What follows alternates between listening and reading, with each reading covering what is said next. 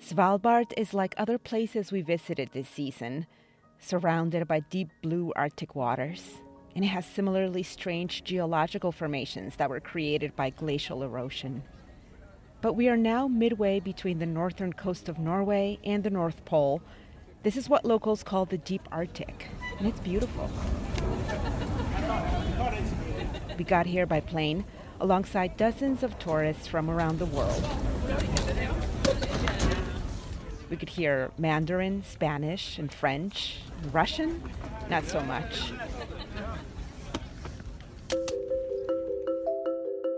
Under the terms of the Svalbard Treaty of 1920, 14 countries were given equal rights to engage in commercial activities, mainly coal mining, in Svalbard. As of this year, only Norway and Russia use this right. That's why there's a Russian settlement here since the 1930s. It's called Barentsburg, and it's basically a coal mining town with a population of more than 400 people. It's also a place where you can see the tension between Norway and Russia up close.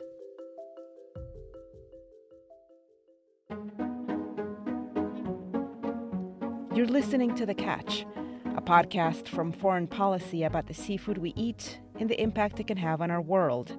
I'm Ruxandra Guidi. Today, our final episode for this season, God Almighty. What can the Arctic region tell us about fisheries conflicts in the future? But also, what can it tell us about things like diplomacy, climate change, resource extraction, and tourism? Let's start with the last one on that list. Eskild and I had heard that there was a nascent tourism industry in the Russian enclave, Barentsburg. Barentsburg is on the other side of town, so to say, not quite over the tracks, more like over the snowmobile treads. Okay, and our mission now is to find a snowmobile, maybe. Some folks tell us to go to Ruski Dom, or Russian House, a 2-level guest house on the Norwegian side of Svalbard, where we can arrange a ride. And this other side of the building. We walk in, and we don't see anyone there. Hey! Work here? Come in. Okay. You have to use it? Okay. No. A young man who looks like he's 16 years old or so runs in right behind us. Okay. I ask him for a business card so I can call to get more details later.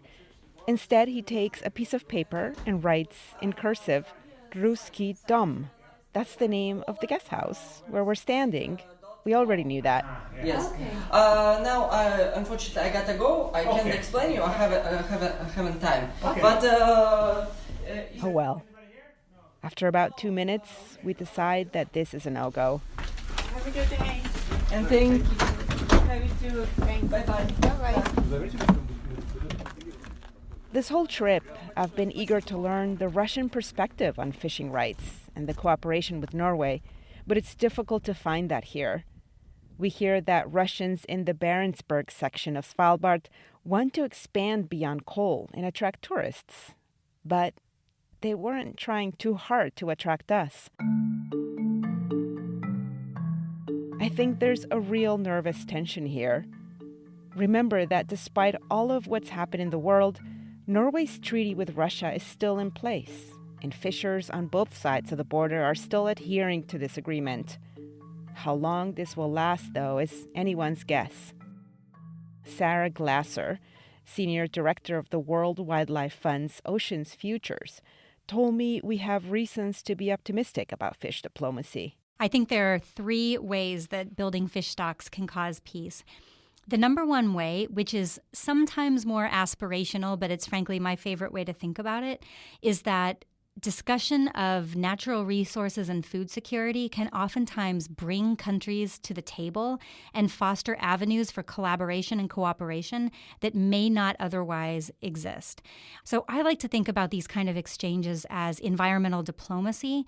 Secondly, bringing communities together and bringing resource managers together in order to propose ways of sharing resources that straddle boundaries. And in the case of communities within one country or communities between 2 countries who might be located close to an international border, it can be very important for the health of the fish stock, for managers of that resource, and for the communities who use that resource to come to agreement on how that resource is managed. And then the third way is somewhat indirect. Fisheries are extremely important to support food security, and that means specifically nutrition for people, nutrition for children, and satisfying a predictable set of food options for communities who rely on fisheries, mostly on the coast. And so that kind of environment that has well-managed fisheries that are thriving and healthy and biodiverse, that provides predictable levels of food security and nutrition to communities, predictable access to livelihoods and employment and income. And that's one of the key things that can really stabilize communities and reduce the risks of recruitment into violent extremist groups or higher levels of crime and insecurity that can follow. While our Russian friend in Svalbard wasn't up for talking, we did find someone else who would speak to us. Vyacheslav Konstantinovich Silanov. I participated in many intergovernmental trips and negotiations for the Soviet Union since 1972. I was a representative of Fishery Minister Alexander Ishkov's delegation. Back in the 70s, Vyacheslav was one of the original negotiators of this Russia and Norway agreement, and he's known as the grandfather of Russian fisheries. It's not the humans, but the fish who have always guided the cooperation, he says. The fish are calling us to diplomacy from the depths of the sea, saying, please, I can feed you and give you enough food for your table, but you need to make it sustainable. Vyacheslav's take is kind of no nonsense. Russia and Norway have had a relationship in the Barents Sea for at least the last 500 years. And there has never been anything that would have led to something like war or conflict that could not have been managed by negotiations. So I do believe that scientists say this relationship between these two countries and that this good relationship and the fishery will continue. But what about the Ukraine war and the recent political tensions that led to most Norwegian ports closing to Russian trawlers? Vyacheslav brushes that aside, says there's a workaround.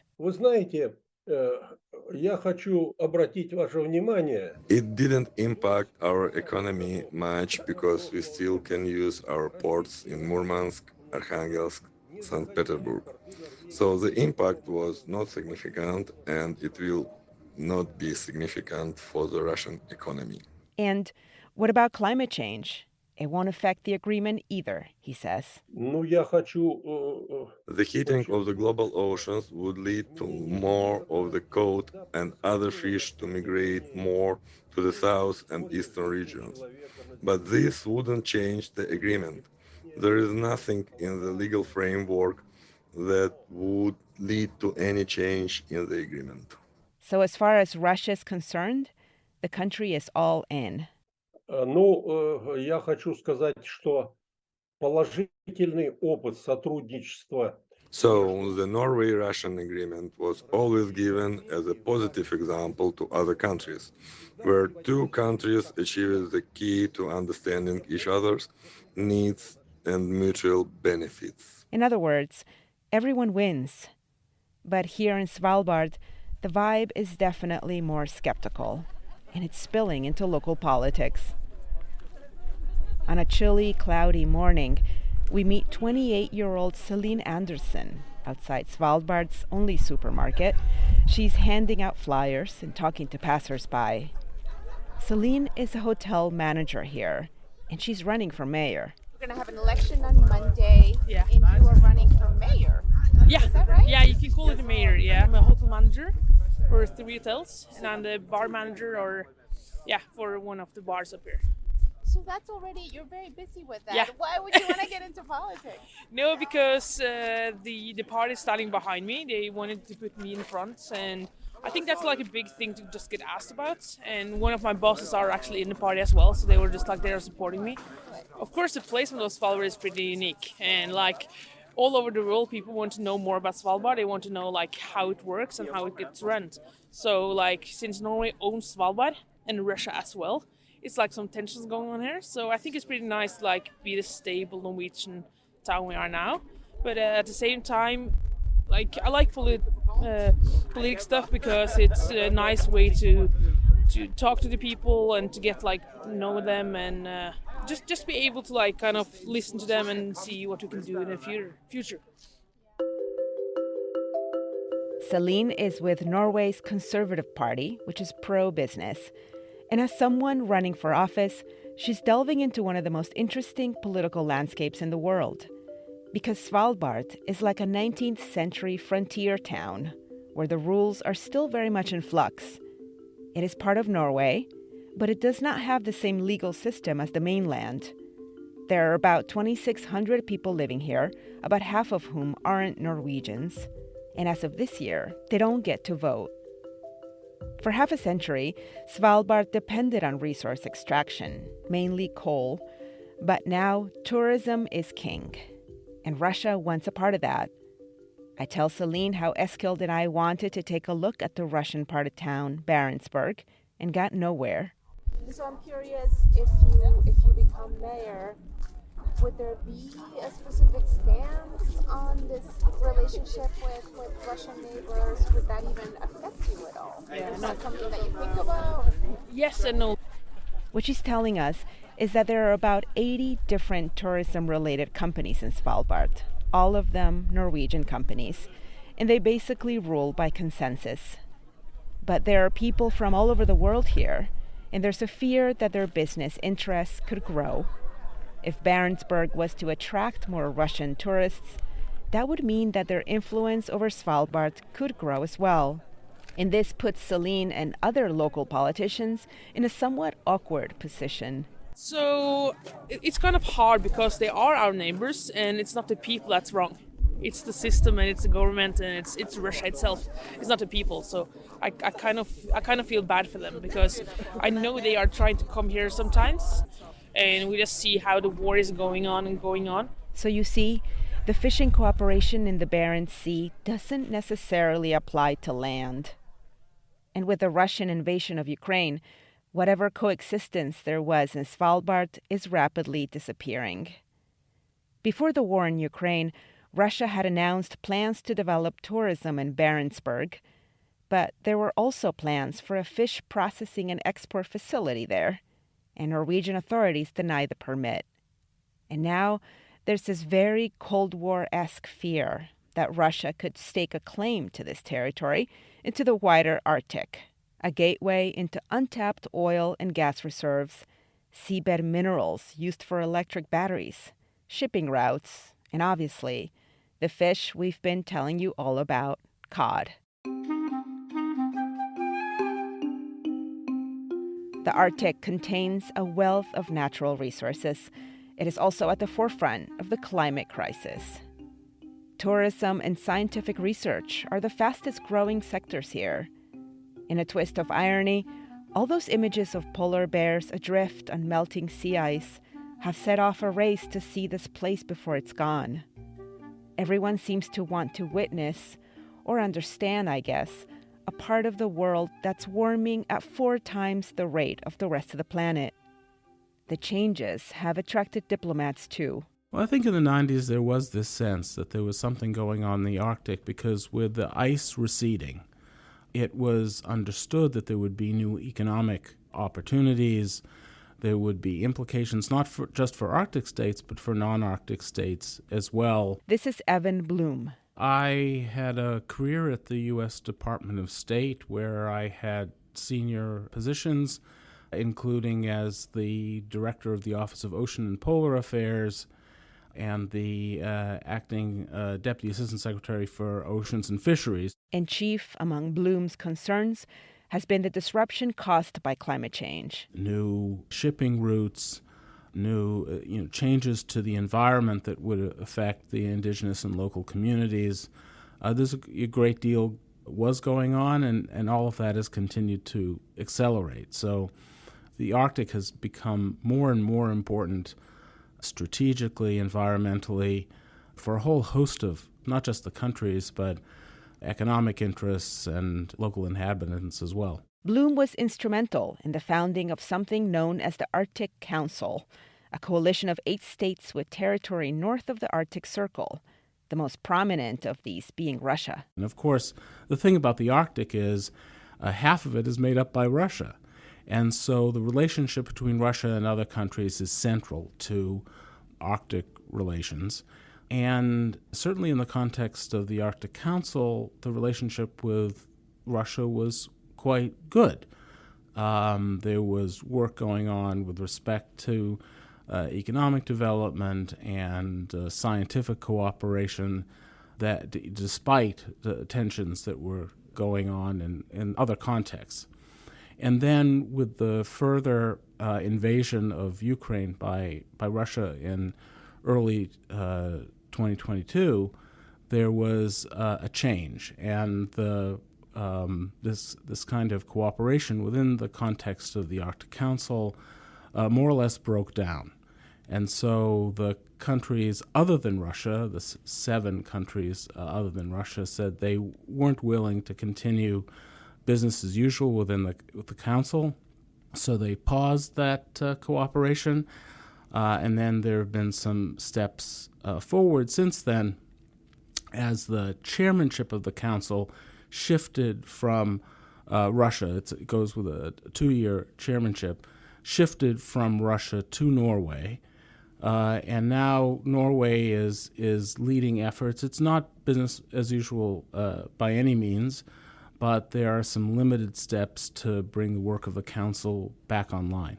It does seem to me like, in a way, we're kind of in this heyday of awareness and willingness to manage the oceans, for lack of a better term, better in recent years and more cooperatively among parties. And perhaps it's very much because of this urgency of climate change. Would you say that's the case? I do think that's the case. We've seen a sense that the ocean is important for biodiversity, it's important for human health, it's important for food security, it's important for the climate system. It's just plays such an important role, and so there's a desire internationally to think in terms of how can we reduce plastic pollution? How can we deal with problems related to ocean acidification? How can we deal with the collapse of fish stocks? Do we need to set aside large areas to improve the chances that ocean areas will survive and promote biodiversity? What happens in Svalbard may just help us find the answers to many of these questions, especially if all the various stakeholders, countries, parties, businesses, fishers communities, indigenous peoples, tourists, scientists, if they can all start moving in the same direction, towards cooperation, like Russia and Norway have for 5 decades already.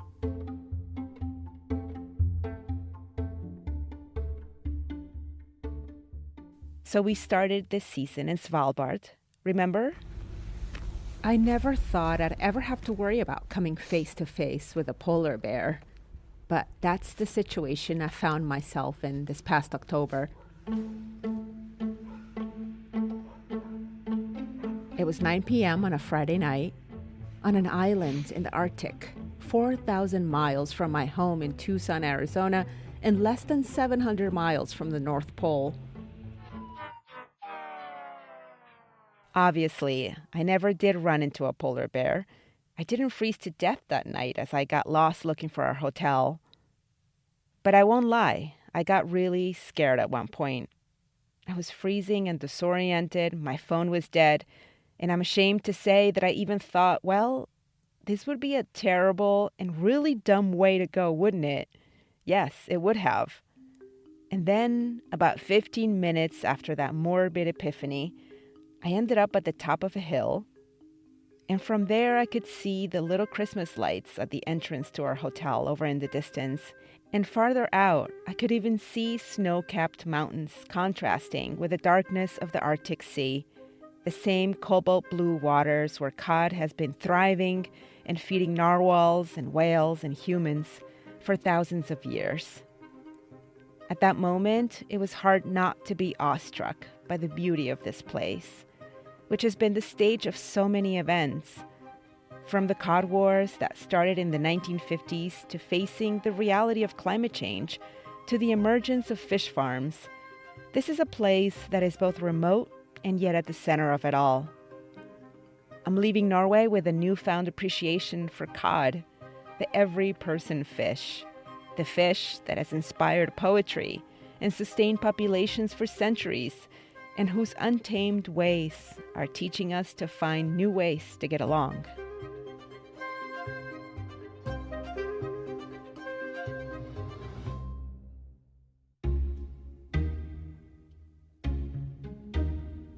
That's it for part 6 of The Catch. This is our final episode. Our season has come to an end. Thank you for joining us. Our show is a production of Foreign Policy in partnership with the Walton Family Foundation. Our production team includes Rosie Julin, Rob Sachs, Olatunji Osho-Williams, and Evan Munoz. Special thanks to my co-reporter, Eskild Johansen, who has nothing to do with me foolishly getting lost in the snow. And also thanks to our translator, Anton Loboda. If you like what you're hearing, please consider leaving a review and subscribe on Apple Podcasts or wherever you get your podcasts. Or head over to foreignpolicy.com where you can listen to our other podcasts and sign up for our newsletter. Thanks for listening. I'm Ruxandra Guidi.